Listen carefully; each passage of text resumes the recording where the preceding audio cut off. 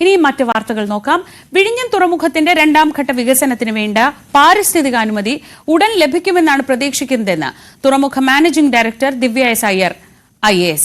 പാരിസ്ഥിതികാനുമതി ലഭിക്കുന്നതിന് മുന്നോടിയായി ആഘാത പഠനങ്ങളെല്ലാം പൂർത്തിയാക്കി. പ്രധാനമന്ത്രിയുടെ ഡേറ്റ് ലഭിച്ചാൽ 2 മാസത്തിനുള്ളിൽ ഔദ്യോഗിക ഉദ്ഘാടനം നടക്കുമെന്നും ദിവ്യ എസ് അയ്യർ പറഞ്ഞു.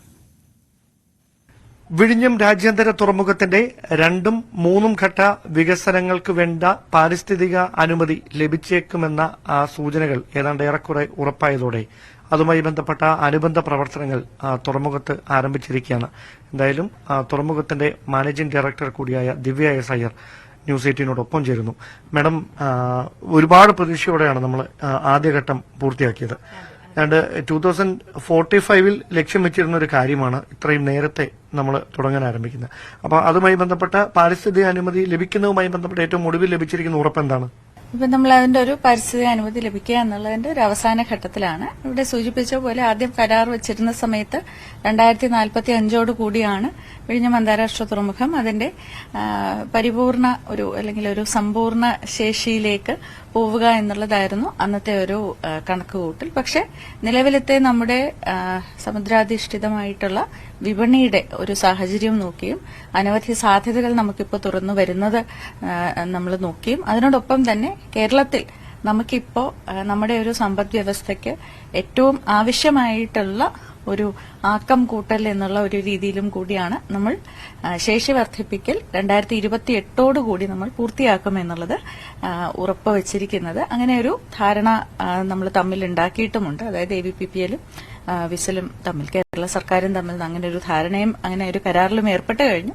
അപ്പൊ അതിന്റെ അടുത്ത പടി എന്നുള്ളത് ഈ പറയുന്ന ശേഷി വർദ്ധിപ്പിക്കലിന് വേണ്ടുന്ന നിർമ്മാണ പ്രവർത്തികൾക്കായിട്ടുള്ള പാരിസ്ഥിതിക അനുമതി ആദ്യം നമ്മുടെ സംസ്ഥാന തലത്തിലും അത് പബ്ലിക് ഹിയറിംഗ് ഉൾപ്പെടെയുള്ള കാര്യങ്ങൾ, അതായത് പൊതുജനങ്ങളെ എല്ലാവരെയും ബോധ്യപ്പെടുത്തിക്കൊണ്ട് തന്നെ നമ്മുടെ സംസ്ഥാനത്തിലെ നമ്മുടെ പരിസ്ഥിതി വകുപ്പും അതുപോലെ തന്നെ കോസ്റ്റൽ സോൺ റെഗുലേറ്ററി അതോറിറ്റിയും എല്ലാവരും കൂടി ചേർന്ന് ഇവിടെ ആദ്യം ഒരു അപഗ്രഥനം നടത്തി അതിന്റെ സവിശേഷതകൾ എന്തൊക്കെയാണ്, അതിന് നമ്മൾ ചെയ്യേണ്ടുന്ന മുൻകൂറായി ചെയ്യേണ്ടുന്ന കാര്യങ്ങൾ എന്തൊക്കെയാണ്, സുരക്ഷാ ക്രമീകരണങ്ങൾ എന്തൊക്കെയാണ് എന്നൊക്കെയുള്ളതെല്ലാം നടത്തിക്കൊണ്ട് ഇവിടെ നിന്നും റിപ്പോർട്ട് കേന്ദ്രത്തിലേക്ക് പോവുകയും കേന്ദ്രത്തിൽ ഇപ്പോൾ പാരിസ്ഥിതിക വകുപ്പിന്റെ ഈ ഒരു കമ്മിറ്റി എല്ലാ മാസവും കൂടുന്ന ഒരു കമ്മിറ്റിയാണ്. അപ്പോൾ ഈ മാസം ജനുവരിയിൽ ആ ഒരു സമിതിയിൽ നമ്മുടെ വിഴിഞ്ഞം തുറമുഖത്തിന്റെ എൻവയൺമെന്റൽ ക്ലിയറൻസുമായി ബന്ധപ്പെട്ടിട്ടുള്ള എല്ലാ വിശദീകരണങ്ങളും ആവശ്യപ്പെട്ട് അതെല്ലാം അവതരിപ്പിച്ചു കഴിഞ്ഞ്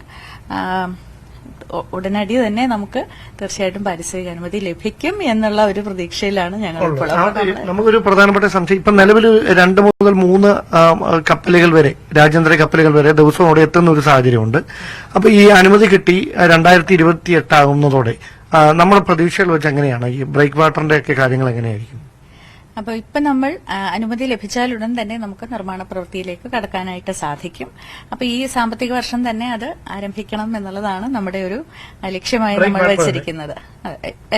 അടുത്ത ഘട്ടത്തിന്റെ ഇപ്പൊ നമ്മൾ ശരിക്കും പണ്ട് 2, 3, 4 ഘട്ടങ്ങൾ എന്നുള്ള ഒരു രീതിയിലായിരുന്നു നമ്മൾ നിർവചിച്ചിരുന്നത്. പക്ഷെ അതെല്ലാം കൂടി നമ്മൾ ചേർത്തുകൊണ്ടാണ് ഇനിയിപ്പോൾ അടുത്ത ഘട്ടം ശേഷി വർദ്ധിപ്പിക്കൽ എന്നുള്ളതാക്കിയിരിക്കുന്നത്. കപ്പാസിറ്റി ഓഗ്മെന്റേഷൻ ഒരൊറ്റ ബ്ലോക്കായിട്ടാണ് നമ്മളിപ്പോൾ ചെയ്യുന്നത്. അപ്പോ അത് നമുക്ക് ഈ കൊല്ലം തന്നെ തീർച്ചയായിട്ടും ആരംഭിക്കാൻ സാധിക്കും.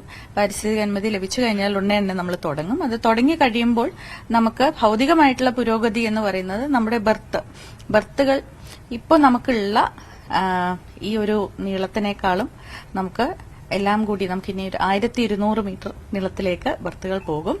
അപ്പോൾ അതുകൊണ്ട് തന്നെ നിലവിൽ നമുക്ക് ഈ പറഞ്ഞതുപോലെ 2ഉം 3ഉം കപ്പലുകൾ വരാൻ സാധിക്കുന്നുണ്ട് എന്നുള്ളതിൽ നിന്നും 4ഉം 5ഉം മദർ വെസലുകൾക്ക് വരാനുള്ള ഒരു ശേഷിയിലേക്ക് ഒരേ സമയത്ത് നമുക്ക് 4ഓ 5ഓ മദർഷിപ്സിന് വരാൻ സാധ്യതയുള്ള ഒരു തരത്തിലേക്ക് അത് പോകുമെന്നുള്ളതാണ് ബർത്തിന്റെ കാര്യത്തിൽ.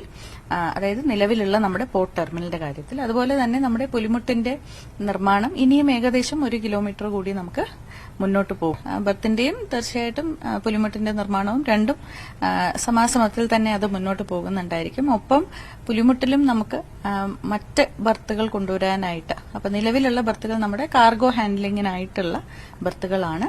അപ്പോൾ പുലിമുട്ടിൽ നമുക്ക് ഇപ്പോൾ ക്രൂസ് ബർത്തുകൾ അല്ലെങ്കിൽ മൾട്ടിപർപ്പസ് ബർത്തുകൾ എന്ന് നമ്മൾ വിശേഷിപ്പിക്കുന്നവ അതിപ്പോൾ ലിക്വിഡ് ടാങ്കറിന് വേണ്ടിയിട്ട് ഉപയോഗിക്കുവാനോ അല്ലെങ്കിൽ ക്രൂസ് കപ്പലുകൾക്ക് വേണ്ടി ഉപയോഗിക്കുവാനോ ഒക്കെയുള്ള ബർത്തുകൾ നമുക്ക് ഈ പുലിമുട്ടിൽ തന്നെ ചെയ്യാൻ സാധിക്കുമോ എന്നുള്ള ഒരു സാധ്യത നമ്മൾ പരിശോധിക്കും. ഔദ്യോഗിക ഉദ്ഘാടനം വൈകുകയാണ്, പ്രധാനമന്ത്രിയുടെ ഡേറ്റിന് കാത്തിരിക്കുകയാണ്. അത് സംബന്ധിച്ച് ഔദ്യോഗികമായി എന്തെങ്കിലും സൂചനകൾ ലഭിച്ചിട്ടുണ്ടോ PMO ഓഫീസിൽ?